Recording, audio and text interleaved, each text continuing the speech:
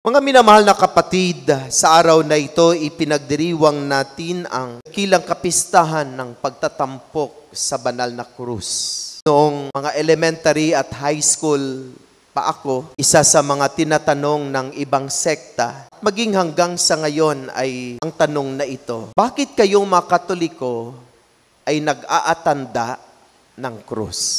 Why are you Catholics are making sign of cross? Ano yung sagot natin? Basta. Yun lang. Sabi nga ng ating panimulang salita, ang krus ay sagisag ng ating pananampalataya. The cross is a sign of our faith. Sagisag ng ating pananampalataya. At kapag tayo ay nag-aatanda ng krus, isinasaisip, isinasa puso at isinasagawa natin ang diwa ng Santissima Trinidad na iisang Diyos na may tatlong persona, ang Ama, ang Anak, at ang Espiritu Santo. Ang tanda ng krus ay sagisag ng ating pananampalataya. Kahit saan kang pumasok na simbahan, mayroon talagang krus. Basta bahay ng mga Katoliko ay mayroon talagang krus. Sagisag ng ating pananampalataya. At kapag pinag-uusapan natin ang krus, ang kaagad-agad na pumapasok sa ating isipan ay ang pagpapakasakit, ang mga hirap, ang mga pagdurusa, ang kahihiyan at ang kamatayan. Kaya kung minsan sa ating pang-araw-araw na pamumuhay, ginagamit natin ang krus na tanda ng ating mga paghihirap, ng ating mga problema, at mga pagsubok sa buhay. Meron akong naririnig sa mga magulang na kapag hirap na sila sa pag-iintindi sa kanilang mga suwail na anak, sinasabihan nila ang kanilang anak, "Sus, ikaw talaga ang krus ng ating pamilya. Ikaw talaga ang krus ng ating pamilya." Kahit sa buhay mag-asawa, kapag hirap ang asawa sa kaniyang asawa, sinasabihan kapag sila ay mag-aaway, sinasabihan niya ang kanyang asawa, "Ikaw talaga ang krus ng aking buhay." Ikinakabit natin ang krus sa paghihirap at pagdurusa, sa pagpapakasakit, sa matinding pagsubok at hamon. Kung minsan mayroong akong nakakausap na mga may sakit, sabi niya, "Father, ano ba itong krus na aking pinapasan? Hirap na ako sa aking karamdaman." So parang madali nating makabit ang krus sa mga paghihirap, mga pagdurusa at pagpapakasakit. Subalit nakalimutan natin na ang krus ay simbolo din ng pag-ibig, simbolo ng pag-asa at simbolo ng kaligtasan. Sa krus ipinahayag ni Jesus kung gaano niya tayo kamahal. Kaya napapansin ninyo ng crucifix ay talagang inilalagay sa harap ng altar upang kapag tayo ay pumasok sa loob ng simbahan ay makita natin kaagad ang krus.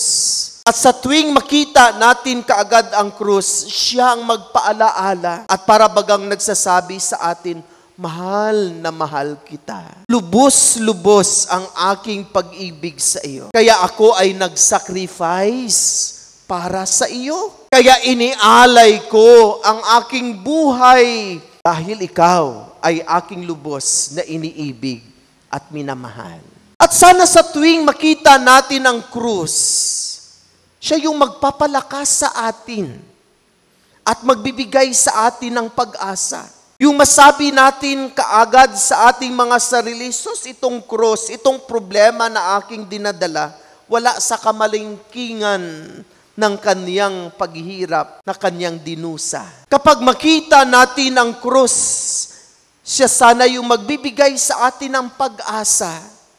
Sa gitna ng ating mga paghihirap at mga problema na kinakaharap sa buhay, siya yung magbibigay sana ng lakas. Siya sana yung huhugutan natin ng lakas. Siya nga nagpakamatay dahil ako ay kanyang iniibig at minamahal. At ang krus na ito ay magpaalaala sa atin kung paano niya tayo iniligtas.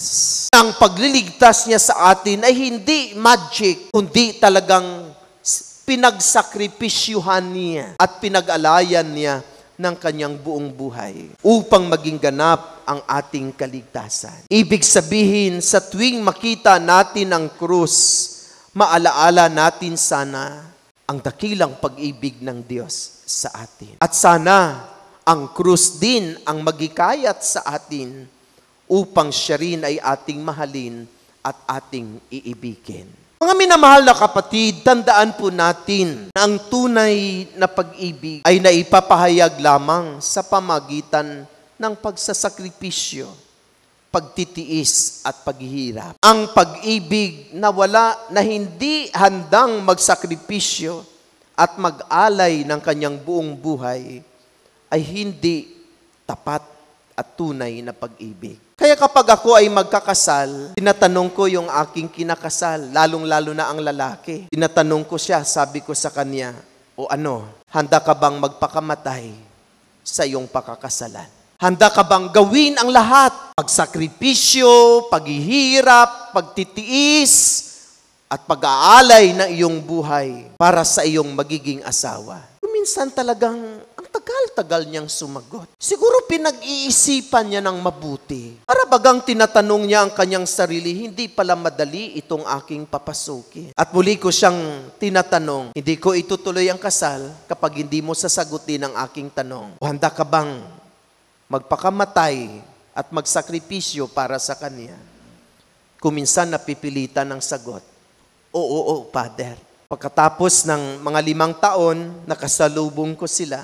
Tinanong ko uli yung lalaki, kamusta yung buhay pag-aasawa? Handa ka pa rin bang magsakripisyo at magpakamatay para sa kanya? Sinagot niya ako, magpakamatay siyang mag-isa. Alam niya kasi na hindi madali ang buhay pag-aasawa. Hindi biro-biro ang buhay pag-aasawa. Kung hindi ganun katibay ang pagmamahalan at pag-ibig na hindi kayang magtiis, hindi kayang magsakripisyo at mag-alay ng buhay, kaunting problema lang, hiwalay ka agad yan. Kasi hindi totoo ang pag-ibig. Gaya ng pag-ibig na ipinahayag ng ating Panginoon. Kaya ang tunay na pag-ibig ay naipapahayag sa pamamagitan ng pagsasakripisyo, pagpapakasakit, at pag-aalay ng buhay. Alam na alam ninyo yan, mga nanay. Alam na alam ninyo yan, mga magulang. Ginagawa nyo ang lahat para sa inyong mga anak. Isinasakripisyo ang lahat para sa inyong mga sarili, para sila ay mabigyan ng magandang kinabukasan at kaaya-ayang buhay. Ang gabi ay ginagawang araw. Kahit nais na magpahinga ng katawan, subalit may matinding pangangailangan ang anak sa kaniyang pag-aaral. Handa kang magtiis, handa kang magsakripisyo. Bakit? Dahil lang ba sa responsibilidad? Hindi lang responsibilidad. Dahil talagang tagos sa inyong kalooban ang pag-ibig at pagmamahal sa kanila.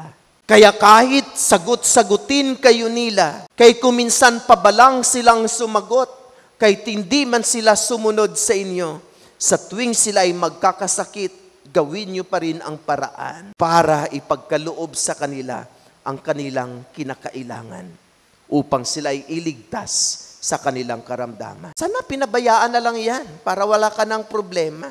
Hindi kayang tiisin ng isang magulang ang kanyang anak dahil sa kanyang pag-ibig at pagmamahal. Ganon din ang ating Panginoong Hesus. Hindi niya tayo matiis. Kaya siya ay nagpakumbaba, naging tao katulad natin, na kay pamuhay sa atin. At higit sa lahat, inialay niya ang kanyang buhay sa krus.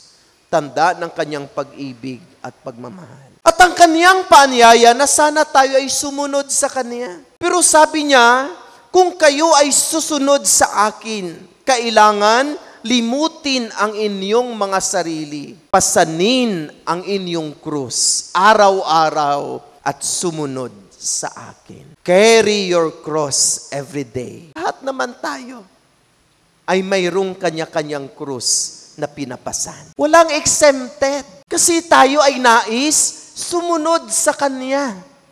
At ang requirement ng pagsunod sa Kanya, isa sa mga requirements na pagsunod sa Kanya, ay pasanin natin ang ating mga krus araw-araw. Araw-araw.